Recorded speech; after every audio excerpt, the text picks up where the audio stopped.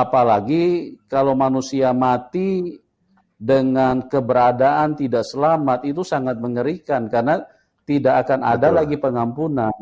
Tidak akan ada lagi pengampunan. Dasarnya kenapa? Kalau ada pengampunan tidak perlu orang disuruh belajar kitab suci. Kan toh bisa diampuni kan, sebentar nanti ngapain perlu belajar capek-capek belajar kitab suci. Kalau sebentar nanti manusia sudah ada nanti setelah mati masih ada pengampunan, nggak perlu. Maka marilah kita rusaklah kita punya hidup, kita berfoya-foya, bersenang-senang dengan dunia ini. Karena apa? Karena kalau mati kan juga tetap ada pengampunan. Gitu loh. Itu logika, itu sesuatu yang saya bisa bagikan kepada teman-teman supaya semuanya yang ada di link ini bisa tercerahkan, bisa tersadarkan. Tapi mohon izin, Pi. Ya, silakan Pak. Ya, tapi mohon izin, ya. Tadi karena sinyal saya datang pergi kurang bagus. Saya mau bertanya kepada teman-teman yang ada di sini, mohon maaf. Tadi karena dibahas masalah Isra Mi'raj.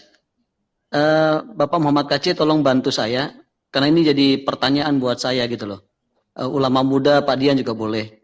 Apakah sebelum Muhammad Isra Mi'raj, itu Muhammad sudah melaksanakan sholat apa enggak?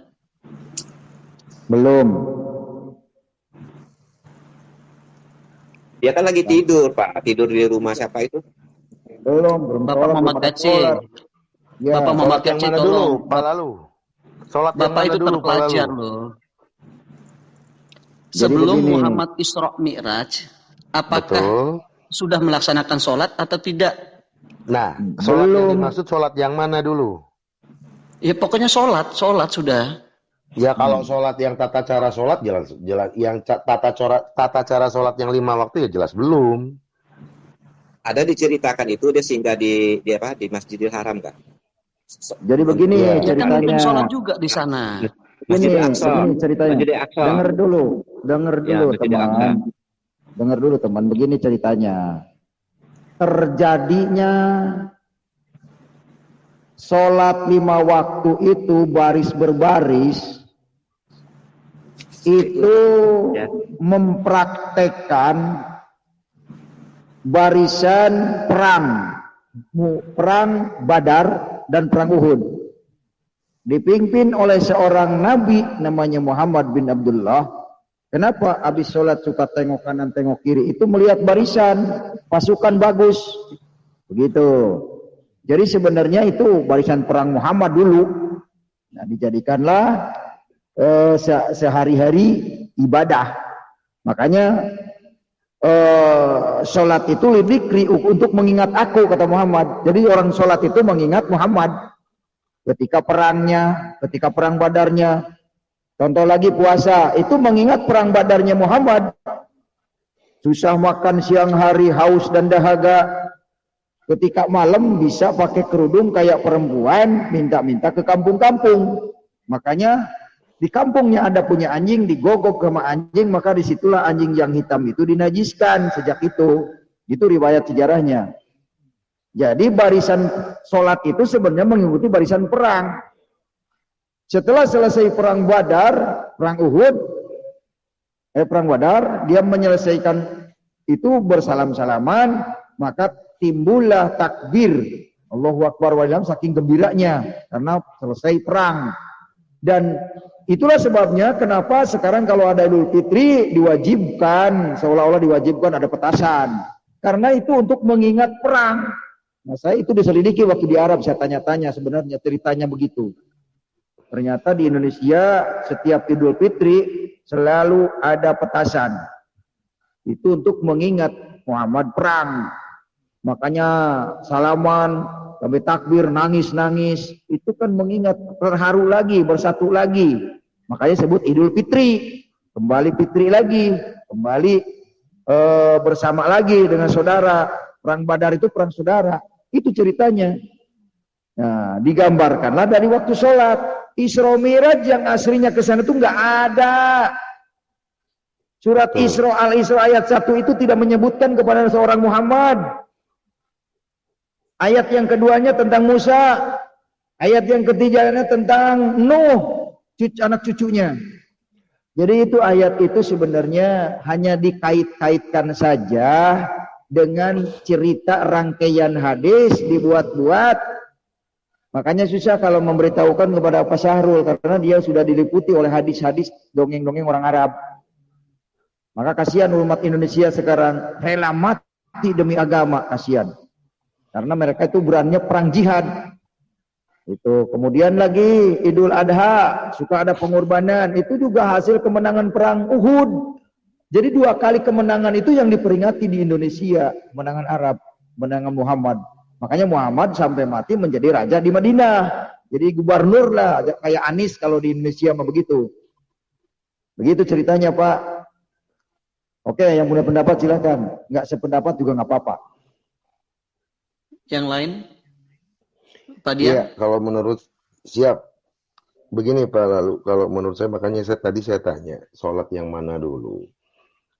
Karena sholat ini mengandung arti luas. Sholat yang dimaksud yang mana? Karena sebelum Muhammad bin Abdullah menerima wahyu atau mengalami proses Isra Mi'raj, menurut sejarah loh ini, Muhammad sudah menjalankan sholat, karena arti sholat di situ yaitu menjalankan hal-hal kebaikan, mengasih tahu tablignya tentang kebenaran, mengasih tahu kepada para umatnya tentang keselamatan. Nah itu udah bentuk dari ciri daripada sholat, arti sholat. Nah kalau sholat yang sekarang umat muslim lakukan atau saudara-saudara kita lakukan itu adalah hukum tata cara sholat menurut sejarah yang tadi Pak KC katakan itu emang seperti itu. Menurut sejarahnya, awalnya terbentuknya. Makanya di situ sholat di situ tidak adanya untuk Allah. Di situ kan ada salawat Nabi di at-tahiyat. Seperti itu, Pak. Betul. At-tahiyat awal itu sampai akhir itu kan tidak ditujukan kepada Allah, tapi kepada Muhammad. Untuk mengingat maksudnya. Itu tata cara sholat tuh, Pak. Tapi arti sholat secara makna yang sebetulnya menjalankan kebaikan, Pak. Dan mengenal siapa Tuhannya. Mengenal siapa Tuhannya, mengenal siapa Allah. Makanya kembali saya buka lagi hadis suci. Di hadis suci Rasulullah mengatakan, man arafa nafsahu faqad arafa rabbahu. Barang siapa yang mengenal siapa dirinya, tentu akan dan pasti akan mengenal siapa Tuhannya. Dan seperti itu, Pak. Iya, soalnya kan kalau sholatnya. Ada sholat secara fikih. Ya sholat secara fikih yaitu barisan perang itu tadi, sholat 5 waktu. Betul. Yang sholat tiang agama, man as-sholatu imaduddin, sholat itu tiang agama. Tiang agama, ya betul. Man aropan man akomaha pakod akomadin wa man tarokaha pakod hadamadin, itu hadisnya. Jadi sholat yang mendirikan tiang agama mengingat Muhammad yaitu sholat 5 waktu. Sholat yang benar-benar diperintahkan oleh Allah itu adalah yang tertulis di surat Al-Ankabut ayat 45 itu. Aqimis sholah, dirikanlah sholat, inna sholata tanha anil fahsya'i wal munkar. Sungguhnya sholat itu mencegah dari perbuatan keji dan munkar. Kalau orang bisa mencegah perbuatan keji dan munkar dalam kehidupannya, itu orang sholat selamanya. Orang sholat kekal. Orang sholat daimun. Nah itu. Sholat langgeng itu disebutnya. Itu yang benar, yang dilakukan oleh orang Kristen. Orang Kristen itu yang mengamalkan Alkitab. Ya seperti itu sholatnya. Sholat kekal. Begitu. Maka saya menemukan sholat yang benar itu yang dilakukan oleh Alkitab. Ya. Adapun orang yang menyimpang dari Alkitab itu oknum, sama aja, apa-apa. Itu yang penting orang yang sementara Pak Aceh, sementara figur Rasulullah, figur Muhammad bin Abdullah sendiri sudah menjalankan sholat yang seperti itu sebelum menerima wahyu atau proses Isra Mi'raj. Betul. Sudah menjalankan itu gitu loh. Karena Muhammad bin Abdullah itu yang berasal dari kata Ahmad itu adalah salah seorang ahli sufi. Pahlawan di Mekah lah pada waktu itu. Iya, karena Waraqah bin Nawfal yang ngajarin. Iya, betul, karena memerdekakan dari kaum kafir Quraisy. Nah, kafir di situ kaum kafir Quraisy pada waktu itu di Arab. Jadi betul dengan pernyataan tadi Pak Yusuf. Jadi di situ Muhammad di situ sebagai alam apa? Tadi surat Al-Anbiya itu yang akan ini itu untuk kaumnya di tanah Arab. Kalau untuk rahmatan lil Nabi alamin. Muhammad, betul, Iya. gitu. Tapi Jadi kalau bukan Muhammad untuk semua alam. Sementara untuk Hmm. semua alam kan di Al-Quran sendiri sudah dijelaskan Isa Al-Masih kan, yang Iya. pada proses akhirnya akan menjadi hakim nanti. Itu udah Iya. jelas kok. Jadi kalau memang Nabi Muhammad bin Abdullah dulu sudah melakukan sholat yang mencegah perbuatan keji dan munkar, saya yakin mau kawin dengan istri, dengan anak kecil Aisyah atau dengan Hofsa dan lain sebagainya, itu kayaknya dibatalin itu. Cuman karena belum tahu ke sana, maka istrinya 13. Khadijah, Saudah, Aisyah, Hofsa, Maimunah, terus Zainab, kan begitu. Nah itulah terjadi setelah dia meninggalkan sholat. Tuh, sholat yang benar. Karena mereka sudah punya sholat fikih. Sholat fikih itu yang dilakukan oleh Imam Syafi'i. Imam Syafi'i juga aslinya Muhammad bin Abdul bin Idris dia namanya. Muhammad Betul. juga. Betul. Gitu. Makanya banyak orang yang keliru mendoakan Muhammad yang mana sebenarnya. Nah, Imam Syafi'i ini Muhammad bin Idris, dia pengamat militer negara-negara Islam. Makanya ajarannya Imam Syafi'i itu ketat kayak militer gitu. Itu penjelasannya.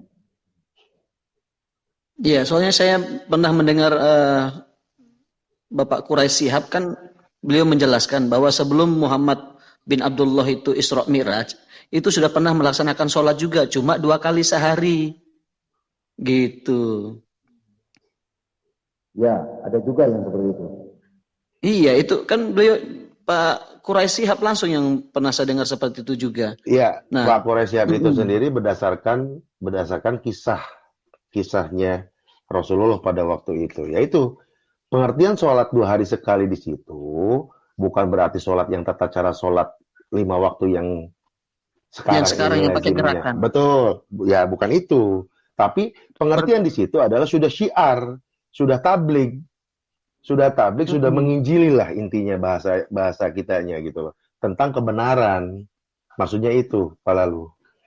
Ya, tapi waktu beliau dari Masjidil Haram ke Masjidil Aqsa itu kan sempat memimpin sholat juga. Kalau saya pernah mendengar dulu sejarahnya gitu loh. Ya, sholat di situ. Juga, iya, betul. Tapi sholat di situ. Beliau sebagai imam. Nah, itu imam dari sholat itu sendiri bukan berarti sholat yang tata cara 5 waktu, Pak. Masjidil Haram di situ dan Masjidil Aqsa di situ bukan berarti wujudnya. Wujudnya emang betul Masjidil Haram ada di Mekah, Masjidil Aqsa ada di Palestina. Tapi makna yang sebetulnya Masjidil Haram dan Masjidil Aqsa itu ada dalam diri kita sendiri, Pak. Kalau kita kaji ke dalam lagi tentang Al-Quran seperti itu. Iya, makanya dicantumkanlah di kitab fikih. Arti fikih, pengertian orang Arab. Pengertiannya sholat itu begitu. Diri, ruku, sujud. Terus assalamualaikum kanan kiri. Begitu pengertian mereka. Itu namanya sholat fikih. Makanya kan sholat itu lebih baik di masjid. Kan begitu, berjamaah di masjid. Nah, masjid yang mana? Bukan masjid bangunan. Iya, benar. Yang aslinya gitu. Masjid dalam diri kita, Pak. Iya. Jadi kalau kita sholat menyambungkan rasa kepada Tuhannya, akan terjadi sholat. Selalu mengingat Tuhan. Arti sholat yang sebetulnya dalam diri kita. Dalam masjid. Gitu loh, Pak. Ya, mudah-mudahan sih ya para pendengar, penonton dapat ilmu lah sekarang. Luar biasa ini, banyak ilmu nih dari Pak Dian, dari ulama muda, Pak Lalu, Pak Kace, Pak Blessing, amin, Pak Amin. Terus Pak Kasih Karunia, lumayan nih malam ini penonton dapat ilmu banyak nih. Yang apa-apa, saya lagi belajar. Sebentar ya, mengenai Isra Mi'raj ya. Kenapa ya kalau ini kan biasanya kan wahyu turun dari Allah Subhanahu wa taala langsung ke Jibril gitu kan. Kenapa harus repot-repot ya berjalan dari ini ya? Perjalanan Isra Mi'raj itu ya sampai harus. Udah jangan dipikirin, imani saja, bikin bingung kalau dipikirin. Nah itu dari kesimpulan itu memang suatu hal yang